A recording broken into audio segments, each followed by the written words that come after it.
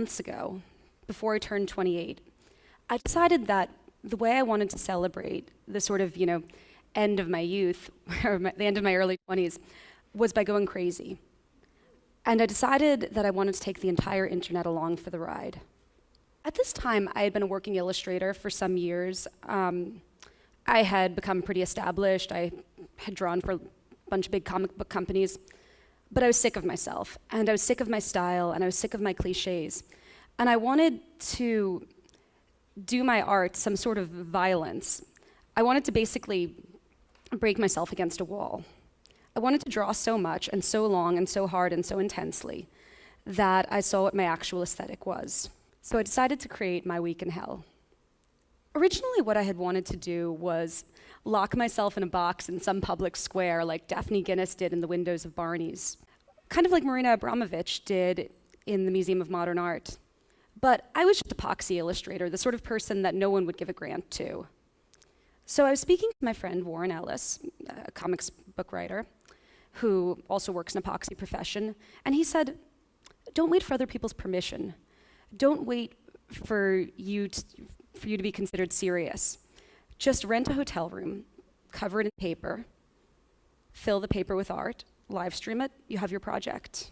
Week in Hell was my attempt to break beyond artistic cliches by doing that. Taking my hotel room, filling it with paper, drawing and drawing and drawing. And like most people who don't have access to lots and lots of money, I decided to fund it on Kickstarter. Now, Kickstarter, which I'm sure all you guys are familiar with, is a crowdfunding platform. Kickstarter allows an artist to appeal to the public. The entire internet is a potential backer. And people, they buy into your project with a series of rewards. They could pledge $1, or they could pledge $100, or $5,000. It also uses an all or nothing model of funding, which means that if you don't get up to the goal that you had wanted, your project doesn't get made and you don't get to keep a penny.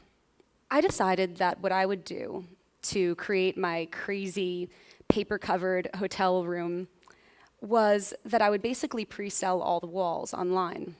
I decided that if people donated $1, they could watch me on live stream during the week, and if they donated $20, they could get a little piece of my art, and if they donated $5,000, they could get an entire wall. I wasn't sure if the internet would go for it. It was sort of odd and personal and kind of non-commercial, the idea of locking myself up in this room. So, kind of afraid, I put it online on midnight at Sunday, the worst time in the entire universe to ever possibly put anything online. By the time that I had woken up the next morning, my goal had been met. I had raised $4,500. The internet had liked my crazy rite of passage hotel room madness. And by the time the project closed, we had raised $25,000. This sort of insane climb led to a certain sort of media attention. I ended up on CNN and Wired and Mashable.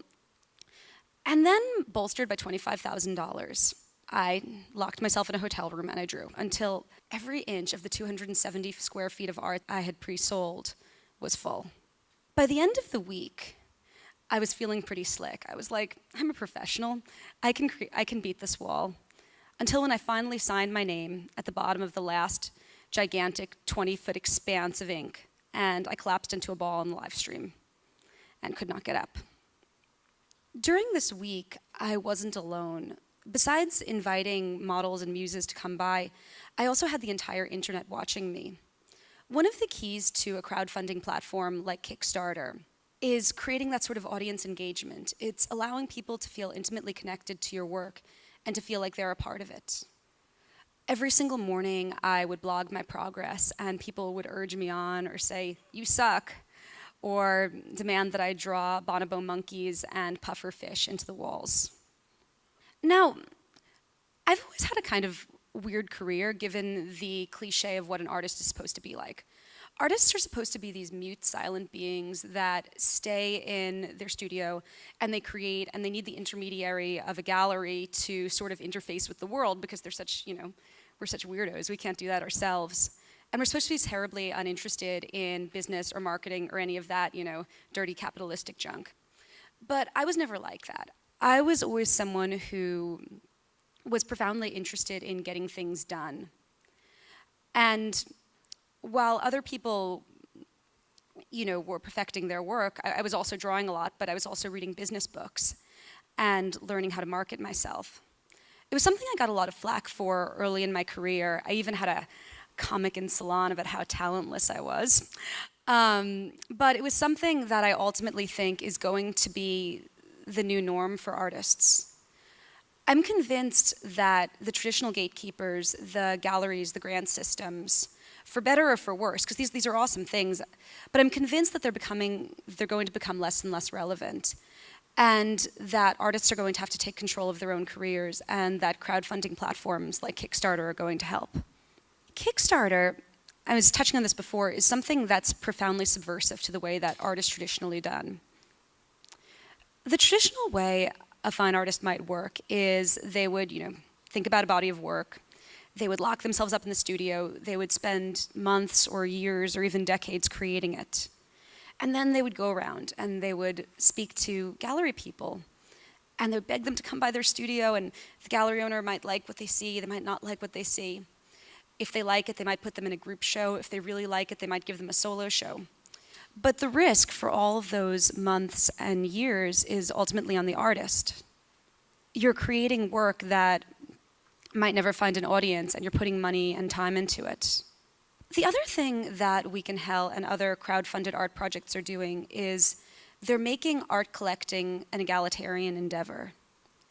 One of the big things that galleries have over individual artists is they have access to people with money. I don't know people who can drop $50,000. Maybe you guys do, but I don't think a lot of us do.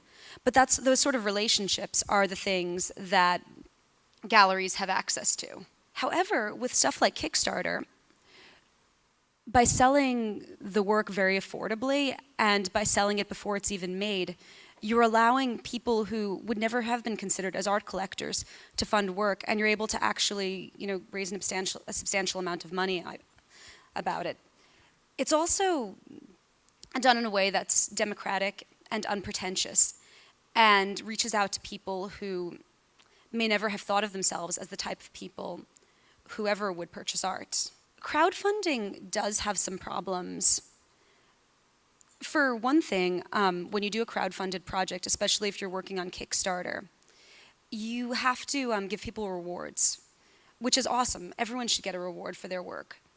But this also means that you're going to be spending about a month standing online at the post office, mailing out, 700 packages. I sometimes feel like Kickstarter was invented by the US Post Office.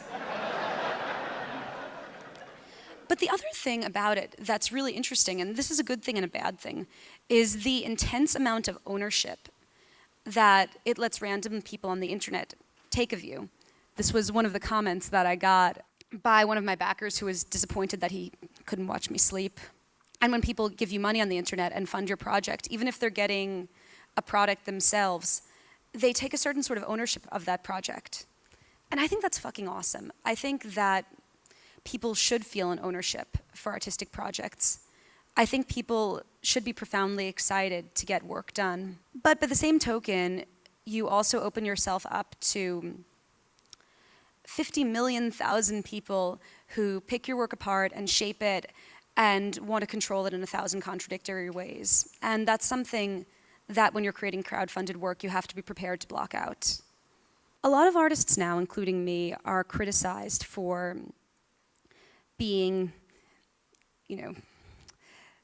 internet-obsessed, Twitter-addicted, constantly self-marketing career bots. But that sort of evil, internet-obsessed, constantly self-marketing career bot thing is what allows you to do work without the constraints of dealing with an institutional client or without the constraints of dealing with a museum or a corporation. It's what allows you to be truly independent, and I think Kickstarter is such an important part of that. And help me make this. Thanks so much, guys.